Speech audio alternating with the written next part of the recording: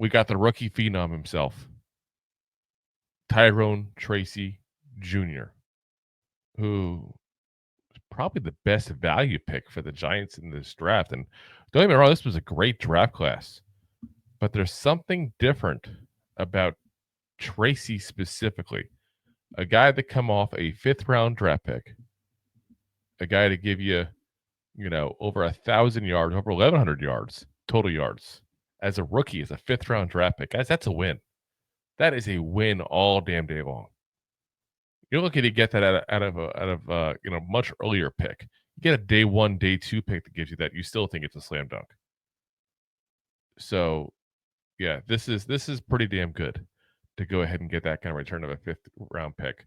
17 games overall, 192 yards, 839 yards, 4.4 yards per carry, 5 touchdowns and 2 fumbles, 38 catches, 284 yards, 1 touchdown, 2 receiving fumbles as well. He had a 58.4 PFF grade. Not very good. And a lot of that was receiving. His receiving PFF grade was a 40.6. His rushing, though, 69.6.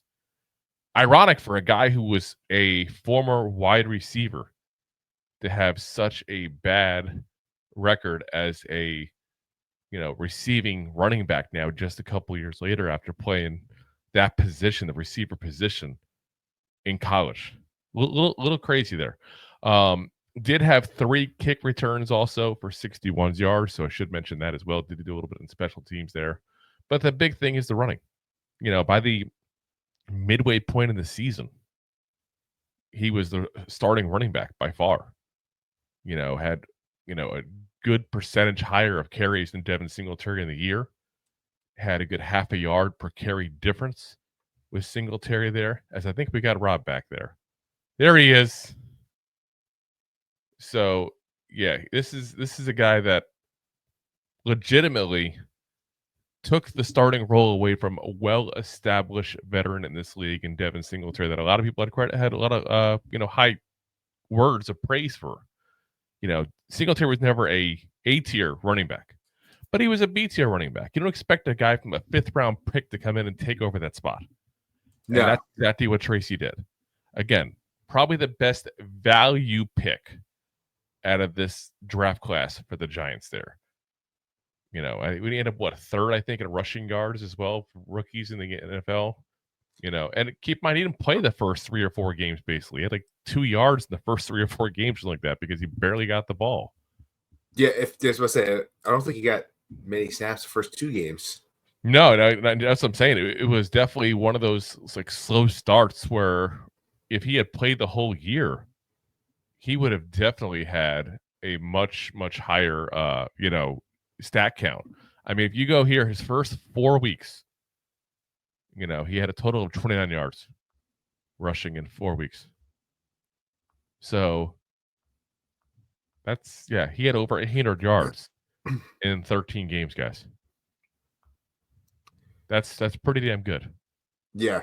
That means, in a full season, he was on pace to do 1,200 yards or so. I'll take that. Again, at a 5th round pick. And I found an article from CBS Sports saying Tracy's the top, was number 4. He's in the top 5 talking for rookie running backs. You had Trey Benson, Cardinals, number 1. You had Fidel from the Chargers. I said Cardinals first, right? Cardinals. Number 2, you had Bucky Irvin from the Buccaneers, 3. And then it was Tracy Jr., 4. So I'm trying to look right here. He was 3. Oh. Who do you have his number for number? I got Bucky Irving had 1,122 yards. Jaden Daniels. Oh, I was saying overall from CBS Sports. Okay. I thought you said rushing yards. Okay, so rushing yards, he was 3. Just top. He's number 4 in the rookie running backs. I gotcha. Yeah, no, yeah, he was best. Yeah, he was number 3 in rushing yards, which, again, beat out everybody but 2 people who, quite frankly, had played the whole entire season. There's a big difference. Jaden Daniels was obviously playing the whole season. Bucky Irving playing the whole season. Yeah. Tracy, again, 29 yards the first 4 games. And the crazy thing is, again, 1,122 yards for Bucky Irving, 891 for Jaden Daniels, Tyrone Tracy, 839. There's not a single player with more than 500 yards after that. Those three really separate them that much. That's a big separation there. Don't get me wrong. Bucky Irving definitely separated himself a lot more towards the end of the year. But I do also think that part of that was Tyrone Tracy was battling some injuries those last couple weeks. His stats went down almost half a yard from 4.9, where it was, later in the year, to 4.4 by the end of it there. So, like I said, I'm curious to see what he does next year. And I'd really like to see what happens if you go ahead and get him in a situation where he's got a second back to help him, because I don't think Singletary was really doing that too much. No. We lost your camera, by the way. Right? There you are. Okay. Yeah. And then gone again. And gone. What's going on? I don't know. It's sat there.